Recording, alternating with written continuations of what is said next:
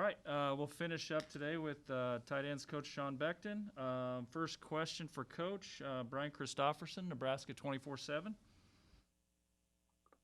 Hey, Sean. Good afternoon. The media and fans have heard a lot about Travis Vokalek, and there's been a lot of excitement to see him. What's sort of your expectation for him, and where he's at, and what you want to see him grow in here in the next few weeks before the opener? Well, the biggest thing with Travis, he spent a lot of time last year down on the scout team, and then on Fridays, spending a lot of time with our guys, understanding our scheme. Um, During this COVID time, we've had a chance to spend a little bit extra time via Zoom as a tight end position, kind of getting him up to speed and what we we do technique wise and our offensive schemes of things blocking and also running routes. We're expecting him to come in and be a dominant force in the run game and then a dominant force in the passing game, just like Jack Stoll and Austin Allen performed last year. Thank you. Next question, the Lincoln Journal-Star, Parker Gabriel. Hey, Sean, I know that Ronald Thompkins isn't in your room, but that you had a big hand in recruiting him out of Georgia.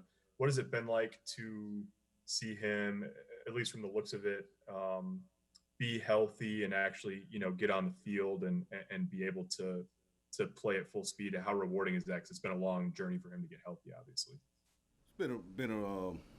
He's been a pleasant surprise for us.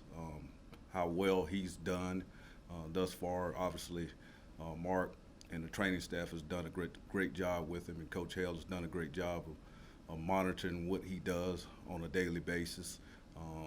You know, you guys will get an opportunity to see a kid that really has worked extremely hard to get himself in this position to go help the Huskers football team win this year. And he's done an unbelievable job, understanding what he needs to do physically in that training room, and then also he's done a tremendous job of understanding what Coach Hale wants him to do offensively, and we look forward to seeing him, helping our team win on Saturdays. Sam McEwen, Omaha World Herald. Hey, Coach Beckton, thanks for doing this. Jack Stoll talked a little bit about how the tight ends are getting the ball more in practice, and he referenced, maybe some of the adjustments that Coach Lubick has made with some of the routes. I was hoping maybe you could unpack that for us a little bit. How maybe has the offense shifted in a positive way toward your room and your guys getting the ball a little bit more in a variety of situations? Well, those guys have earned, obviously, Coach Lubick and Coach Frost's trust, how well those guys have worked and performed throughout this time period. Starting with last year, the guys that were here. Obviously, when Coach Lubick, took over the offensive coordinator reins with his experience, one of the strengths of our offensive scheme were utilizing our tight ends, and has a long history of doing that, at various different other places at, Oregon and also at University of Washington. So some of the things that he's brought to the table is making sure that we have tight end targets, and where we've changed some things up, where the read goes first to the tight ends, opposed to being a situation where it was maybe the last outlet. So small things like that, and then we spent a lot of time during the COVID period where we were on Zoom watching a lot of the NFL tight ends across the league, and really getting those guys in tune to what we're trying to do schematically, and so those guys understand the nuances of what we're trying to get done, so those guys can have a great year this year. When you think about what Matt Lubick has done the most in this offense, what do you appreciate the most about maybe some of the adjustments he's made and how that's played out in your guys' workouts and your practices? Well, we're running a lot of the same plays, obviously, that Coach Frost had and always has envisioned, but we're getting to them in a lot of different other ways. And one thing that, Coach Frost has been laying the groundwork of understanding our base concepts and then putting a little bit of a deviation on that base concept. And I think, with Coach Lubick here and Coach Frost, they've worked together. They know exactly what we're trying to get done on a daily basis. And our offensive staff, obviously we've been together with the addition with Lubick, Coach Lubick now, bringing another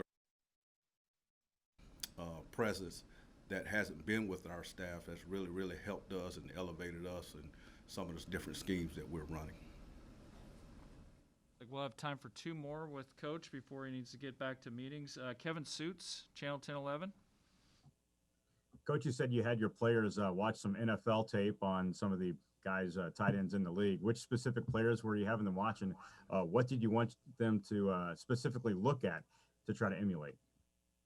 Well, obviously, all the top ones in the league. The one right down the street here, Kelsey, we spent a lot of time with, and George Kittle. We spent a lot of time analyzing those two guys, and then one of my former players, Jordan Akins, who's having a really good year for the Texans. We spent a lot of time with him. The biggest thing is to show those guys that what they're currently doing now in college applies to what it's going to take for them to play on the next level. And, I'm a big apt proponent of watching and learning from other people to get things done and to understand how to attack people, how to work defensive backs, how to work linebackers, who we working on a specific play, how to run a route versus a man coverage, how to run a route versus a two high, how to run a route versus a single high. So, those things were very, very important for those guys to understand. The same thing in the blocking scheme as far as in the running game. We spent a lot of time watching those guys strike and drive. And, one of the things that Coach Frost wants all of our offensive players to be able to strike and drive people on contact. That's one of the things that we didn't do extremely well on a consistent basis last year. And those cut-ups, watching those different things, has really, really helped those guys going forward. Okay, finish up. We got about one more minute here. Mitch Sherman from The Athletic. Hey, Sean. Obviously, you've got an older group, a lot of juniors and seniors in your tight end room. Curious, with the eligibility freeze this year, you potentially could have everybody back. Maybe it's hard to know right now. There's probably some more immediacy for you in determining how that's going to impact your position group. How do you go about handling that, as you look to the future and plot out recruiting? Well, obviously, with Jack Stoll being a senior, and we have the two juniors with Austin Allen, Travis Vokalak, and Kurt Rafdahl, who's playing at a high level also for us now. Where obviously we have tremendous depth at the tight end position right now. With that being said, we have those guys are being older. We have to get some young guys in the program.